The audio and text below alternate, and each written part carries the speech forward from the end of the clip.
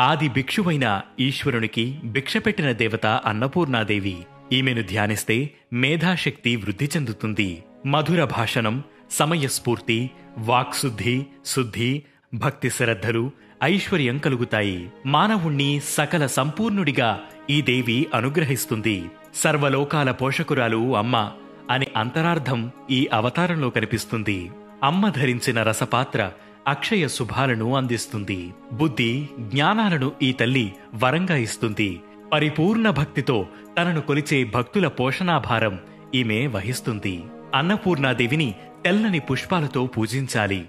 హ్రీం శ్రీం క్లీం ఓం నమో భగవత్యన్నపూర్ణేసిత మహాభిలాషిత మహిదేవ్యన్నం స్వాహ అనే మంత్రాన్ని జపించాలి.